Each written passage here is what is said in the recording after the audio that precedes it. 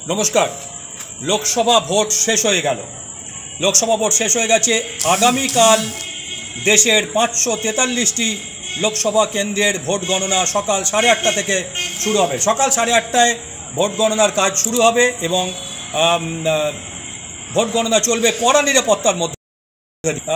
এই যে ভোট এতদিন যে এই 7 দফার ভোট হলো, এই 7 দফার ভোট দিল্লি দখলের লড়াই, যে কোন দল দিল্লিতে সরকার চালাবে, কেন্দ্রীয় সরকার আসীন হবে, কোন দল কেন্দ্রীয় সরকার গঠন করবে, সেই লড়াই হলো।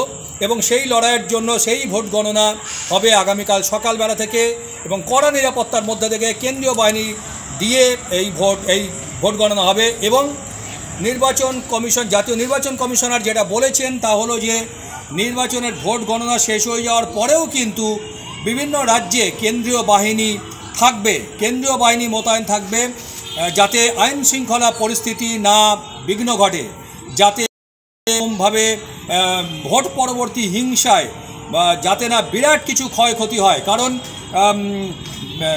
বিভিন্ন জায়গাতেই যেসব ঝামেলা হয় এবং আমাদের এই পশ্চিমবঙ্গের যে 42টি লোকসভা কেন্দ্রে যে ভোট হয়েছে তার মধ্যে কিন্তু শেষের দিকে, শেষের অন্তত 3টে দফায় কিন্তু যথেষ্ট উত্তেজনা ছিল এবং মারামারি, হাতাহাতি, রক্তপাত ইত্যাদি হয়েছে।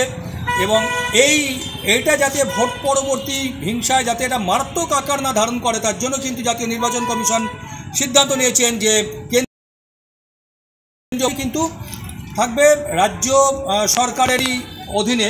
কারণ রাজ্যের আইন শৃঙ্খলা দেখার দায়িত্ব থাকে রাজ্য সরকারের, তাই রাজ্য সরকারের অধীনেই কেন্দ্রীয় বাহিনী থাকবে,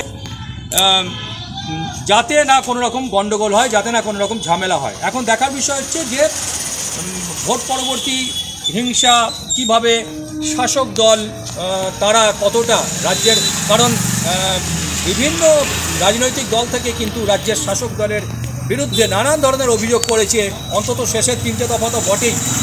তো যাতে ভোটের দিন থেকে কোনো রকম অশান্তি না হয় তার জন্য কিন্তু জাতীয় নির্বাচন কমিশন তিনি কিন্তু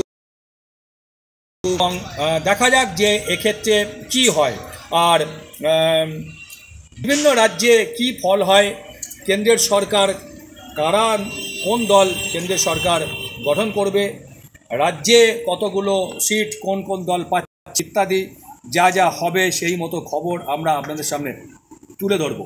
প্রগতিশীল দলের সঙ্গে আমি শুভেন্দু পালিত, সাথে থাকুন, পাশে থাকুন। ধন্যবাদ।